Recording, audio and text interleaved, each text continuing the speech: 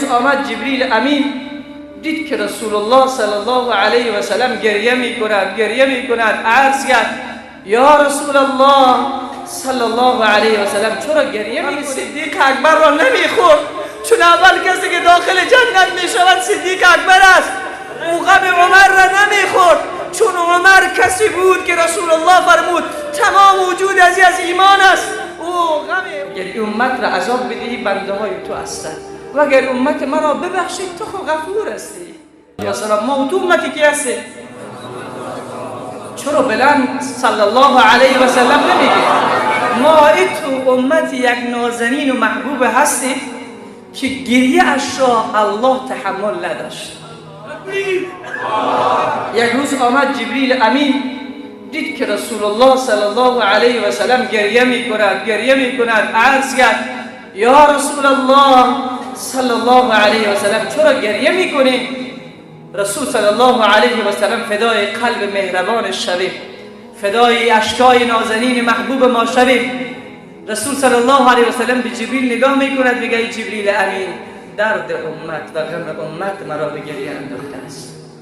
او غم عایشه را نمیخورد، چون عایشه عمل نیکش خیلی زیاد بود. او غم فاطمه را نمیخورد، چون سیدة نساء اهل جنه بود. او غم صدیق اکبر را نمیخورد، چون اول کسی که داخل جنت میشود صدیق اکبر است. او غم عمر را نمیخورد، چون عمر کسی بود که رسول الله فرمود تمام وجود از ایمان است. او غم عثمان غنی را نمیخورد، چون او را بشارت جنت داده بود. او غم علی را نمیخورد، چون به او بشارت جنت داده بود. او غم من و تو گناهگار را میخورد. او غم شرابی را میخورد، او غم زناکار را میخورد، او غم او امت را که 29 روز روزه نگرفتن میخورد. او غم او گناهگاری که در ماه مبارک رمضان هم نماز نخوان، غم او را میخورد. او غم اصحابش را نمیخورد. بعد جبریل امین میرود به سمت الله و رب العزت و الجلال میگوید که محمد امین صلی الله علیه و سلم روز خیلی گریه دارد. گاهی وقت به یاد امت میافتاد. هر روز که اگر آسمان طوفانی میشد صحابه دویده می آمدن که ببینیم پیامبر صلی الله علیه و سلم چی کار میکنه. همین که هوا اوضاعش تغییر میکرد، ابری میشد، حالت آسمان تغییر میکرد، صحابه دویده می آمدن که ببینن رسول الله چی کار میکنه. وقتی می آمدن میدیدن که رسول الله صلی الله علیه و سلم سرش به سجده ماندگی است، این دعا رو میکنه اللهم ان تعذبهم فانهم عبادك وان تغفر لهم فانك انت الغفور الرحیم. یا الله، اگر امت مرا عذاب بدی بنده های تو هستند. اگر این امت را عذاب بدی بنده های تو هستند و اگر امت مرا ببخشید تو خود غفور هستی، تو خود رحیم هستی. از تو جز این دیگر چیزی توقع برده نمی شود. یه حالت پیدا میشه. یعنی کمی اگر اوضاع تغییر میکرد، الله در قرآن میگه عزیز علیهم ما عنتم حریص علیکم. آن قدری امت را دوست داشت حتی اگر یک طفل که گریه میکرد، در حدیث میآید، فکر میکنم حدیث بخاری است، اگر یک طفل گریه میکرد نماز صبح، رسول صلی الله علیه و سلم نماز را بسیار سریع به پایان میرساندند که زود مادر همین طفل برود که طفل گریه دارد. چقدر مهربان بود به این امت. جبریل امین میرود، بعد دوباره برمیگردد، عرض میکند یا رسول الله صلی الله علیه و سلم من از نزد پروردگار تو آمدم. پروردگارت گفت ای رسول الله صلی الله علیه و سلم تو غمگین مباش، روز قیامت تو را به خاطر امتت راضی میسازم. از شما پرسان میکنم اگر یک امت داخل جهنم باقی باشد از امت مسلمان پیامبر رسول الله راضی میشود؟ این عزیز است یا نیست؟ دوست داشتنی هست یا نیست؟ و یک بار با آواز بلند بگو صلی الله علیه و سلم. او چقدر در اون مدینه نگران است، چقدر نگران است که رمضان برود امت من بخشیده نشود. چقدر نگران است رسول الله صلی الله علیه و سلم که رمضان برود امت من بخشیده نشود. بیاییم به خاطر محبوب خود رسول الله صلی الله علیه و سلم یک خواهش از تو دارم، یک خواهش. اون روز هم از عزیزان لو شب خواهش کردم، امروز از تو خواهش میکنم 2 رکعت نماز. چقدر؟ 2 رکعت نماز. نام این نماز را بگذار توبه. 2 رکعت نماز بعد از چاشت میخوانی هم میتوانی. اگر شب بعد از خفتن هم میروی 2 رکعت نماز بخوان از ته دل. این نام نماز را بگذار، نامش را توبه. بعدش 11 مرتبه درود بخوان، 11 مرتبه سبحان الله والحمد لله ولا اله الا الله والله اکبر بگو، 11 مرتبه استغفر الله بگو. بعد دستت را بلند کن، از ته دل پشیمان شو و به الله بگو خدایا اشتباه کردم، خدایا مرا ببخش. به خدایی که محمد را به رسالت فرستاد هنوز دستت پایین نشده که خدا تو را میبخشد. هنوز از ته دل توبه بکن، هنوز دستت پایین نشده که الله من تو را میبخشد. وقتی حضرت موسی از پروردگار تقاضا میکند که ما 3 روز است دعا میکنیم، چرا پروردگار دعای ما قبول نمیشود؟ الله میفرماید در بین قوم بنی اسرائیل التوابون ابن قدامه حنبلی این داستان را میآورد. میگه در میان بنی اسرائیل جوان است، مرد است که 40 سال به معصیت و گناه سپری کرده است. من چطور دعای شما را قبول بکنم در حالی که دشمن من در میان شما هست؟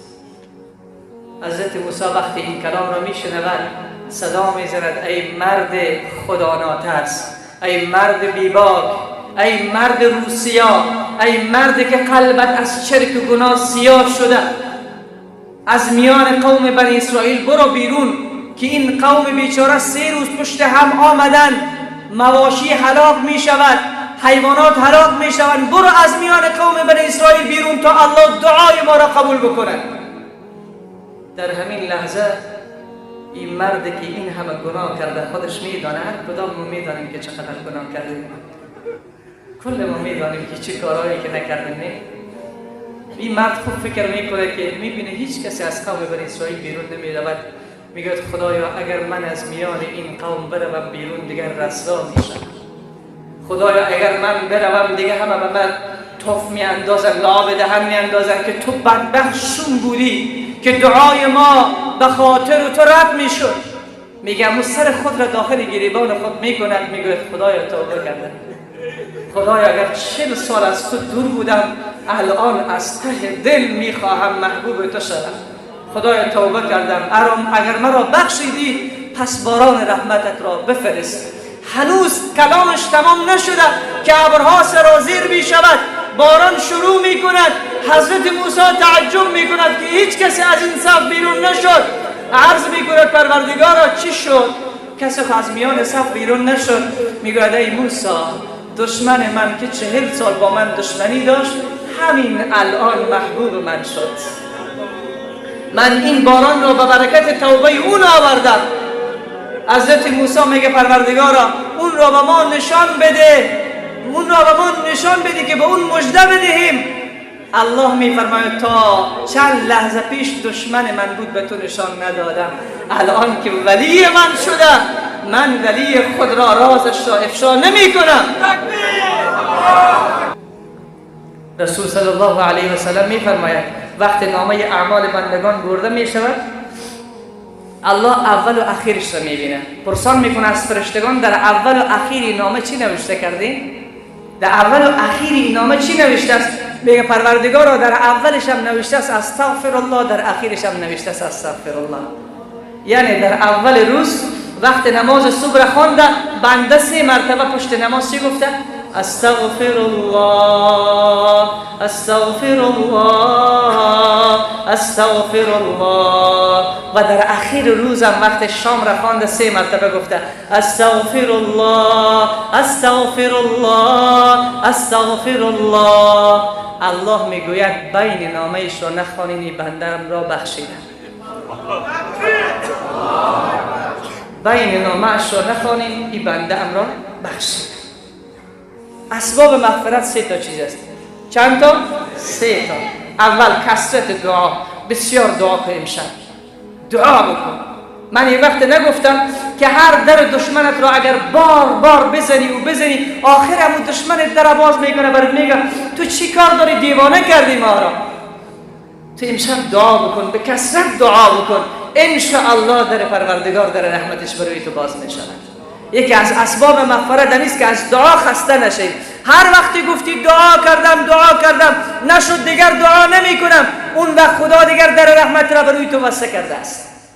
ناامید نشو، لا تیأس من روح الله، ناامید از رحمت پروردگار نشو. یکی از اسباب مغفرت دعاست.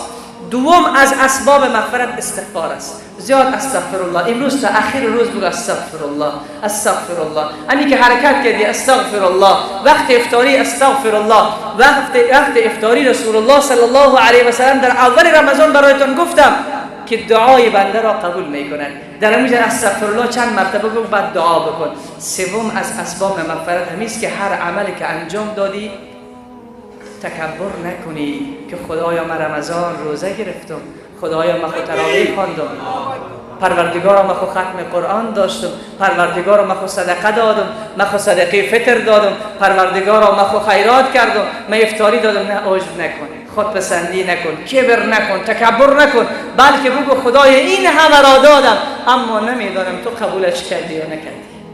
این عاجزی را الله بسیار دوست دارد، انکساری و شکستگی را الله بسیار دوست دارد. پس عزیز من، خواست من نیست که 2 رکعت نماز امشب فراموش نکنیم به نام نماز توبه. بعد 2 رکعت نماز نفل است. هر قسم سوره ای که تو بلد هستی بخوان، خاص نیست کدام چیزی تو بخوانی. 11 مرتبه استغفر الله، 11 مرتبه درود شریف، 11 مرتبه سبحان الله والحمد لله ولا اله الا الله والله اکبر، و از ته دل توبه بکن. ان شاء الله رب العزت و الجلال دعای موت را قبول میکنه. حالا خیر بزنو بشینیم.